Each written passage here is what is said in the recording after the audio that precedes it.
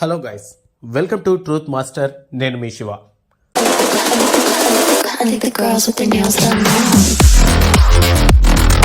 Rebirth లేదా రీఇంకర్నేషన్ అంటే మనిషి తనువు చాలించిన తరువాత తిరిగి భూమిపై మనిషిగా జన్మించి తిరిగి ఇంకో జీవితం గడపడం.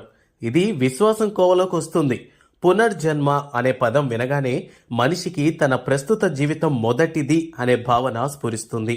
ఈ జీవనం చాలించిన తరువాత రాబోయే కాలంలోనో లేక యుగంలోనో మరో జన్మ ఉండటం తథ్యం అనే విశ్వాసమే ఈ పునర్జన్మ అనే భావనకు మూలం. అలాగే జీవితంలో అనేక మలుపులు మార్పులు రావడాన్ని కూడా మరో జన్మతో పోలిస్తారు. ఉదాహరణకు ప్రమాదంలో తీవ్ర గాయాలకు గురై తిరిగి కోలుకోవడం లేదా చావు నుండి బయటపడటం. హిందూ విశ్వాసాల్లో పునర్జన్మ గురించి ఇలా ఉంటుంది.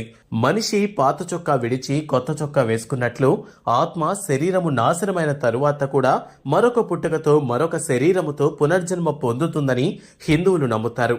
జన్మ జన్మకు నశించని ఈ ఆత్మ శరీరం అనే పనిముట్టుతో ప్రతి జన్మలో మంచి పనులు చేస్తూ చివరకు భగవంతుణ్ణి చేరాలని అంటే మోక్షం పొందాలని అనుకుంటారు.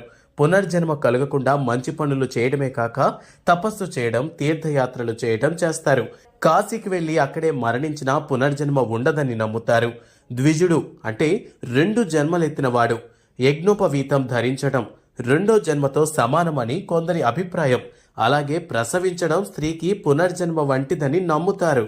క్రైస్తవ విశ్వాసాల్లో పునర్జన్మ అంటే ఇలా అనుకుంటారు. క్రైస్తవులు పశ్చాత్తాప పడినప్పుడు మారిన మనస్సుతో తిరిగి జన్మించినట్లయి కొత్త జన్మ కలుగుతుందంటారు.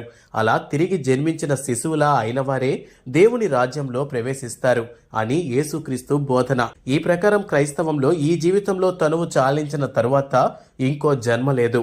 ఇస్లాం విశ్వాసాలలో పునర్జన్మని ఇలా ప్రస్తావించారు. ఇస్లాం పునర్జన్మను తిరస్కరిస్తుంది. యౌమల్ కియామా ప్రళయ దినంన మానవులందరికీ తిరిగి జీవితం వసగింపబడుతుంది. ఆ తర్వాత అంతం లేని జీవితం ప్రసాదింపబడుతుంది.